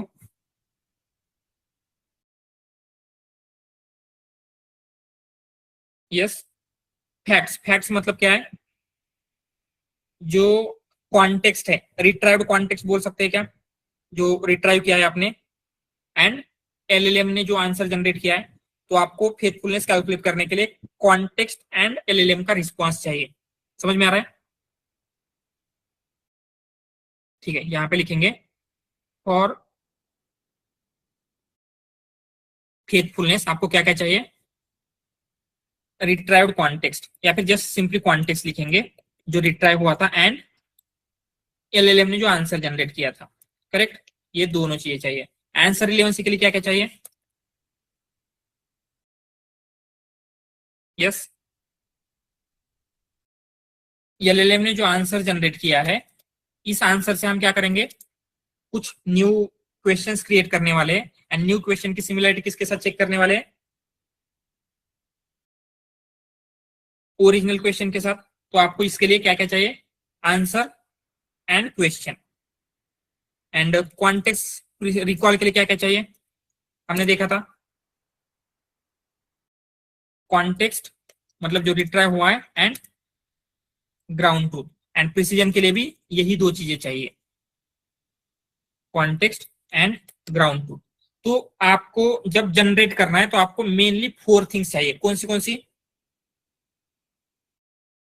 यूजर ने क्या क्वेश्चन पूछा था, उस क्वेश्चन के लिए रिट्राइवल ने क्या कॉन्टेक्स्ट रिट्राइव किया है, LLM ने क्या आंसर जनरेट किया है, एंड आप क्या आंसर एक्सपेक्ट कर रहे थे।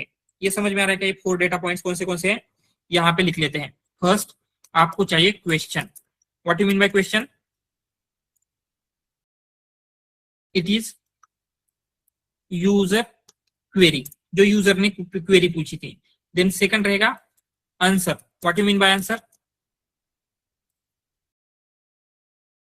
Generated response yes, response generated by LLM to user query, ठीक है। Then finally again context, what is context? Yes, जो चंक रिट्राइव हुए थे, retrieved chunks from vector store, and finally ground truth. Ground truth मतलब क्या है? Yes, जो आपको करेक्ट आंसर है, करेक्ट आंसर या फिर यूजर जो आंसर एक्सपेक्ट कर रहा है उसकी क्वेरी के लिए, दैट इज ग्राउंड ट्रूथ।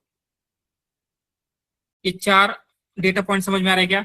तो आपको रैक को इवेलुएट करने के लिए 4 डेटा पॉइंट्स चाहिए होते हैं। ये क्लियर है? यस, तो आपको क्रिएट क्या क्या करना पड़ेगा?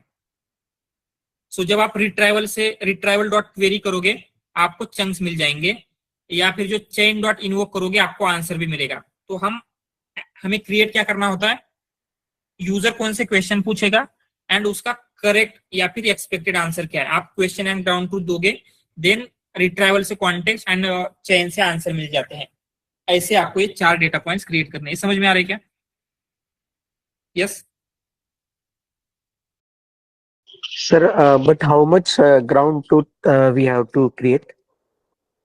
जितना ज्यादा करेंगे उतना बेटर है, बट अराउंड 10-20 से भी आपको रिजल्ट मिल जाता है, बट 100 होंगे तो वो बेटर रहेगा, ठीक है। बट जितना ज्यादा होगा उतना बेटर है। एंड वन मोर थिंग, ये क्रिएट करने के आपके पास मेनली 2 मेथड्स है।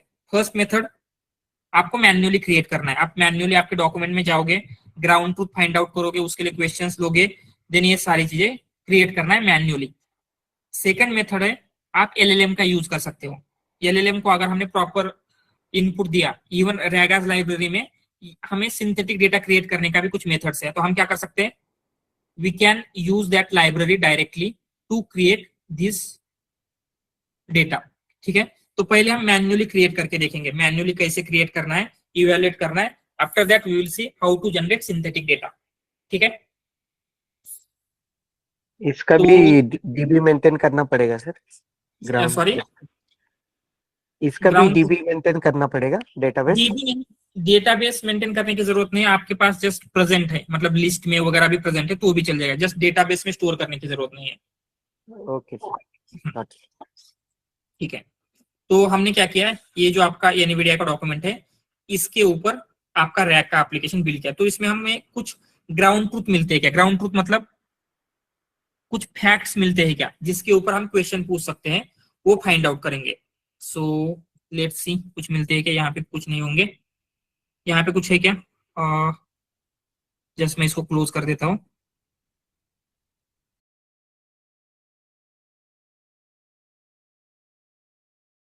क्योंकि यहाँ पे कुछ नहीं है।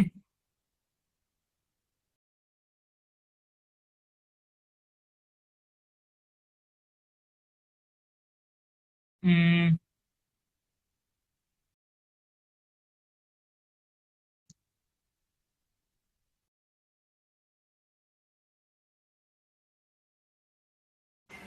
ये GPU was initially used.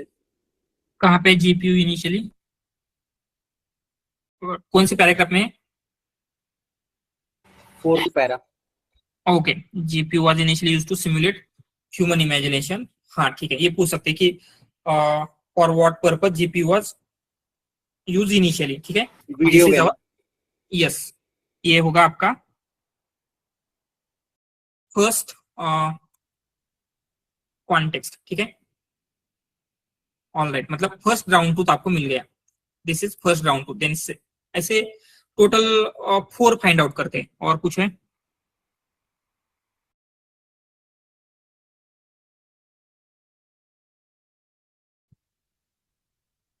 ये पूछ सकते हैं, we have invested over 45.3 billion in research and development since our inception. मतलब जब से फाउंड हुई है कंपनी तब से इतना उन्होंने इन्वेस्ट किया है रिसर्च एंड डेवलपमेंट में, ठीक है। और कुछ है क्या यहीं पे? ये पूछ सकते हैं व्हेन कूड़ा वाज इंट्रोड्यूस्ड।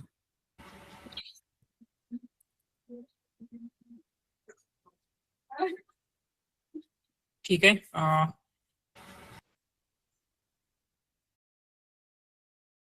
ठीक है, अगेन और क्या कुछ कर सकते हैं? We introduced our first TensorFlow GPU in 2017. कहाँ पे है? सर उसी पैरा में है, उसी पैरा में 5th line. We introduced our first TensorFlow in GPU 2017. Yes, इसके ऊपर भी यही क्वेश्चन पूछ सकते हैं। ठीक है, ये 4 आपके ग्राउंड ट्रूथ हो गए।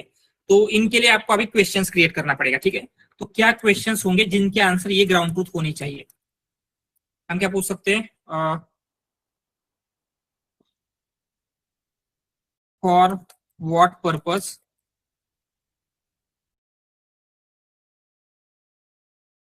GPU was initially used। ठीक है, this is your first question. Second क्या हो सकता है? How much NVIDIA invested in research and development in R&D since it founded। ठीक है, ऐसा कुछ पूछेंगे, फाउंडेड। देन सेकंड क्या होगा? व्हेन वाज कूड़ा इंट्रोड्यूस्ड। एंड सेकंड क्या होगा? When was first tensor core GPU introduce. ठीक है, ये आपके 4 क्वेश्चन हो गए। उन 4 क्वेश्चन के ये आंसर होने चाहिए। तो हम इनके ग्राउंड ट्रूथ भी क्रिएट कर लेते हैं, ये डायरेक्टली ऐसे यूज नहीं कर सकते। तो ग्राउंड ट्रूथ क्या होने चाहिए इनके लिए? फर्स्ट ग्राउंड ट्रूथ क्या होगा, मतलब आंसर यही होगा, the GPU was initially used to simulate human intelligence, ये जो भी है। देन सेकंड क्या है? इंस्टेड ऑफ दिस हम ऐसे लिख सकते हैं, NVIDIA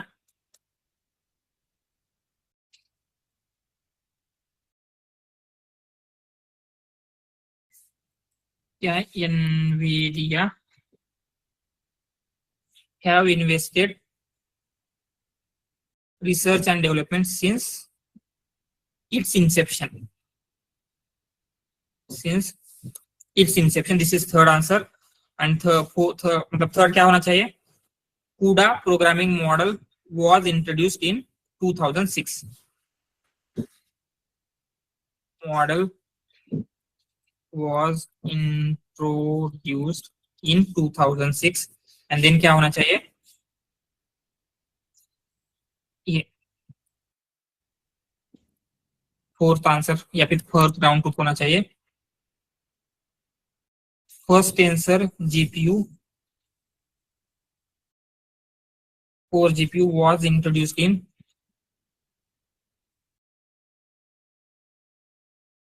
ठीक है, ये समझ में आ रहा है क्या हमने ये क्वेश्चंस एंड ग्राउंड ट्रूथ कैसे क्रिएट किए हैं?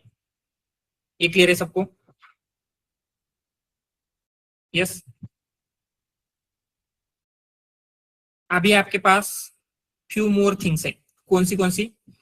आपके पास क्या क्या मिल गया आपको? क्वेश्चन मिल गया, ग्राउंड ट्रूथ मिल गया, बट अभी आंसर नहीं मिला। तो आंसर कहां से लेना है आपको? कहां से ले सकते हैं? यहाँ पे यस, QA डॉट इन्वोक करेंगे तो आपको आंसर मिलने वाला है। एंड ये जो आपका कॉन्टेक्स्ट है वो कहां कैसे लेंगे? रिट्राइवल डॉट इन्वोक करेंगे तो एग्जैक्टली वो मिलना चाहिए। तो हम क्या करेंगे, इन सारे क्वेश्चन को एक लिस्ट में डाल देते हैं, क्योंकि लिस्ट ही चाहिए आपको। तो उसको हम बोलेंगे क्वेरी या फिर questions equal to list. And इन सबको एक लिस्ट में डाल देते हैं।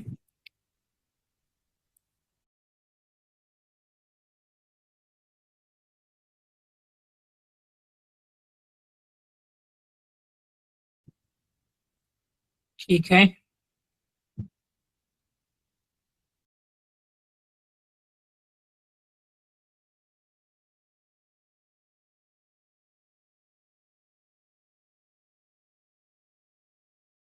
ठीक है, दिस 4 क्वेश्चन है।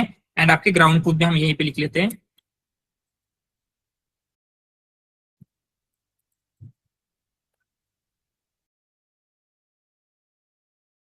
यस एंड इन 2006 एंड उसके नेक्स्ट वाला क्या था, फर्स्ट आंसर। ठीक है, तो ये आपके क्वेश्चंस एंड ग्राउंड ट्रूथ हो गए। एंड इसके लिए आपको क्या करना है, फर्स्ट आपको चाहिए आंसर।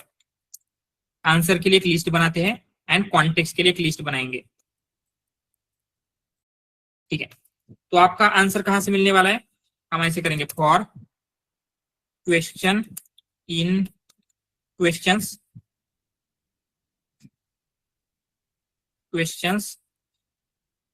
इसके ऊपर लूप करेंगे एंड क्या करेंगे, जो भी आपका आंसर है QA dot invoke. And answer means आपको क्या मिल रहा है, यहाँ पे कुछ इस फॉर्मेट में आंसर मिल रहा है, बट आपको ओनली इसका रिजल्ट चाहिए, राइट। तो हम कैसे लेंगे इसका रिजल्ट, सिर्फ जो भी आंसर मिल रहा है आपको इसका सिर्फ रिजल्ट लेंगे एंड ये जो भी आंसर है इस आंसर की लिस्ट में अपेंड कर रहे हैं। ये समझ में आ रहा है यहाँ पे क्या हो रहा है, यस। आपके इस क्वेश्चन की लिस्ट में जितने भी क्वेश्चन है 1 बाय 1 लूप कर रहे हैं, उसका आंसर निकाल रहे हैं एंड जो एग्जैक्ट आंसर है वो आपके इस आंसर नाम की लिस्ट में अपेंड कर रहे हैं। एंड सेम आप यहाँ पे करें, इंस्टेड ऑफ रिलेवेंट कॉन्स्ट आपको यहाँ पे इन्वोक करना पड़ेगा QA। बट आपको यहाँ पे जो डॉक्स मिलने वाले हैं, ये डॉक्स कैसे हैं, लैंगचेन डॉक्यूमेंट ऑब्जेक्ट है, बट हमें लैंगचेन डॉक्यूमेंट ऑब्जेक्ट नहीं चाहिए। आपको क्या चाहिए, प्लेन टेक्स्ट चाहिए। तो उसमें से टेक्स्ट कैसे निकाल सकते हैं, कितने डॉक्स रिटर्न करके देगा आपको, यस 4। एंड हर एक डॉक्यूमेंट का एग्जैक्टली कौन सी इंफॉर्मेशन चाहिए आपको, meta data, page content, context, content, page content, Page content. Page content, page content. तो हम ऐसा कुछ कर सकते हैं क्या, i dot page content, page content for i in docs, yes. यहाँ पे हम क्या कर रहे हैं, जितने भी डॉक्यूमेंट रिट्राइव हुए हर किसी का ओनली पेज कंटेंट ले रहे हैं एंड वो लिस्ट इस कॉन्टेक्स्ट इसमें अपेंड करेंगे। ये क्लियर है, यहाँ पे क्या हो रहा है, जो आपका आंसर एंड कॉन्टेक्स्ट कैसे मिल रहा है,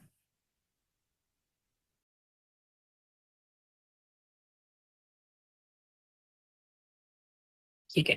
तो अभी हम क्या कर सकते हैं, इन 4 का यूज कर सकते हैं, बट आपका डेटा एक स्पेसिफिक फॉर्मेट में होना चाहिए, ठीक है।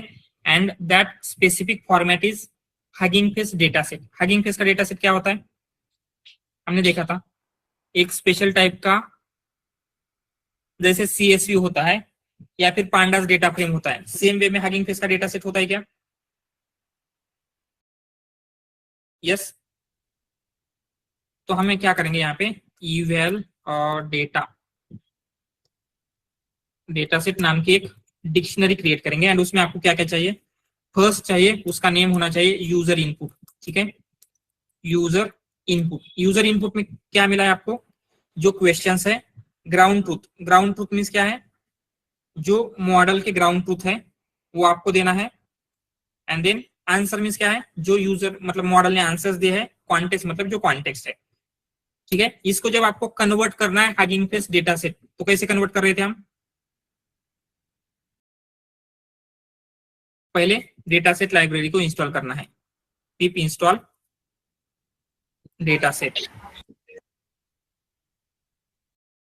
एंड देन क्या करेंगे, from data sets import data set and finally eval dataset equal to dataset dot formed it eval dataset। तो ये क्या बन जाएगा आपका, जो हगिंग फेस का डेटा सेट है, ठीक है। इसमें क्या है, टोटल 4 रोज है, यूजर इनपुट, ग्राउंड ट्रूथ, ये 4 कॉलम एंड टोटल 4 रोज है। ये समझ में आ रहा है, हमने इसको हगिंग फेस के डेटा सेट में कन्वर्ट किया है, ऑलराइट। एंड अभी सिंपली आपको इवेल्युएट करना है यूजिंग रैगास। तो ये बहुत ही सिंपल है, हम रैगास से पहले आपको रैगास की लाइब्रेरी इंस्टॉल करनी पड़ेगी एंड देन हम क्या करते हैं, रैगास की लाइब्रेरी का यूज करके सिंपली उसको इवेल्युएट करेंगे यूजिंग रैगास। तो हम यहाँ पे लेते हैं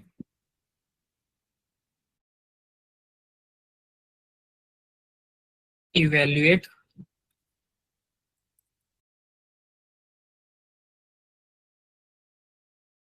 यूजिंग सर जो कॉन्टेक्स्ट अपेंड हुआ होगा वो लिस्ट इनसाइड लिस्ट हुआ होगा नहीं? यस, ऐसे भी हुआ होगा तो भी वो देख लेगा, मतलब वो अंडरस्टैंड कर लेगा, क्योंकि वो जस्ट क्या करता है, इंडेक्स के अकॉर्डिंगली लेता है। तो इंडेक्स में उसको लिस्ट मिलेगी तो कंप्लीट लिस्ट उसके अकॉर्डिंगली वो ले लेगा। मतलब ऐसा कोई जरूरी नहीं है कि Yes, list yes. Inside string लेना है। यस, ठीक है। तो अभी इवैल्यूएट करना है, तो पहले रैगास को इंस्टॉल कर लेते हैं। pip install रैगास।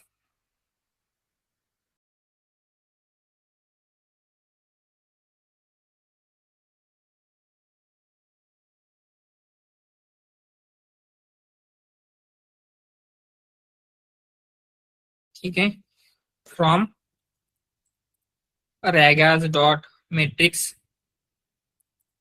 इंपोर्ट। सो आपको जो जो मैट्रिक्स चाहिए सारे मैट्रिक्स इंपोर्ट करके लेने हैं। आपको क्या क्या चाहिए? Faithfulness, again answer relevancy, context precision, context recall, and then आपको क्या करना है, फ्रॉम रैगास इंपोर्ट इवैल्यूएट। ठीक है, क्या बोल रहा है, डिप्रिकेटेड रैगास मैट्रिक्स। ठीक है, ये डिप्रिकेशन की वार्निंग है, नो प्रॉब्लम, अभी के लिए जस्ट वार्निंग है, रख लेते हैं। एंड देन आपको क्या करना है, आपका फाइनल स्कोर चाहिए, एंड उसमें ये जो इवैल्यूएट है आपको इसका यूज करना है, इवैल्यूएट। एंड इस इवैल्यूएट में फ्यू थिंग्स देनी है आपको। फर्स्ट थिंग, जो आपका डेटा सेट है, सो आपका डेटा सेट कहाँ पे है, जो हगिंग फेस के फॉर्मेट में था, that is this one, eval data set. ठीक है, देन सेकंड होगा आपकी मैट्रिक्स, कौन सी मैट्रिक्स आपको यूज करना है। तो आपको फेथफुलनेस चाहिए, answer relevancy, context precision, context recall. Then उसके साथ कहीं पे एलएलएम, कहीं पे एम्बेडिंग मॉडल, इनका यूज हो रहा है क्या ये मैट्रिक्स कैलकुलेट करने के लिए? यस, जैसे आपका आंसर रिलेवेंसी है, वहां पे आप क्वेश्चंस क्रिएट कर रहे हैं, उसके लिए एलएलएम का यूज होगा। देन कोसाइन सिमिलरिटी चेक कर रहे हैं, कोसाइन सिमिलरिटी चेक करने के लिए एम्बेडिंग मॉडल का यूज होगा।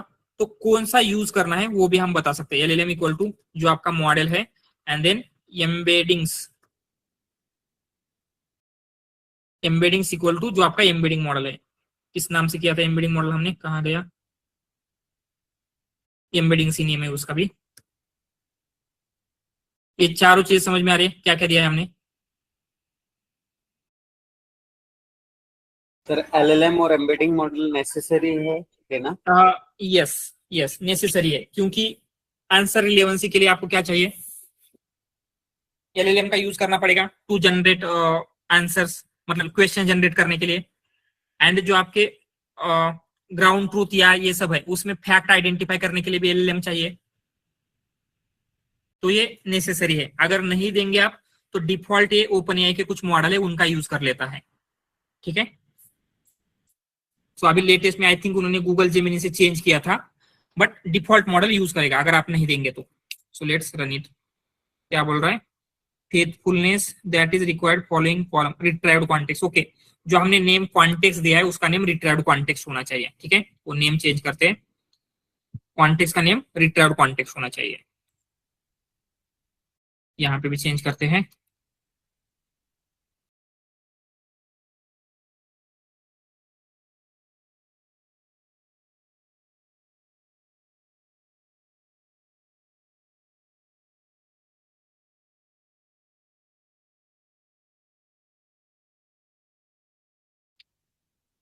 ठीक है। आपका इवैल्यूएशन कंप्लीट हो चुका है, एंड इस स्कोर को हम क्या है प्रिंट करेंगे। तो आपका फेथफुलनेस कितना आ रहा है, 0.91, answer relevancy 73, context precision 75, and context recall 100% है।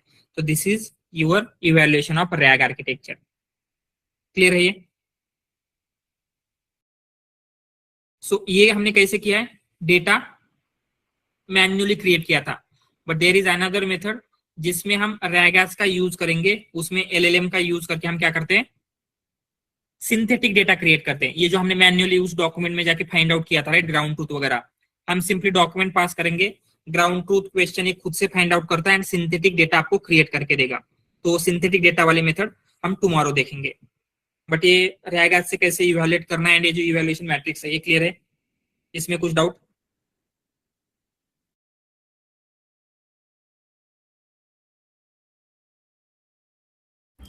Sir, I have one question.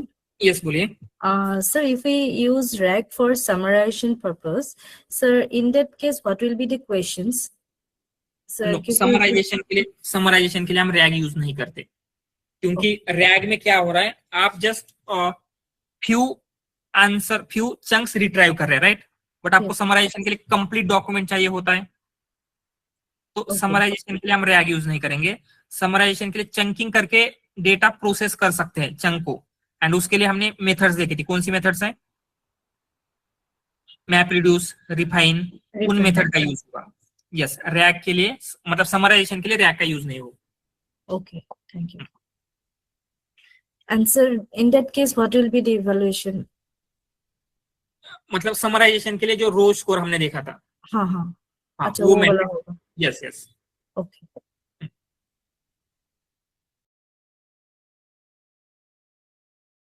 All right.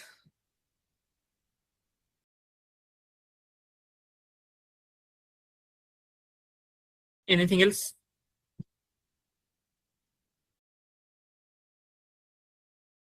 All right. Okay then. Thank you everyone. Bye. Good night.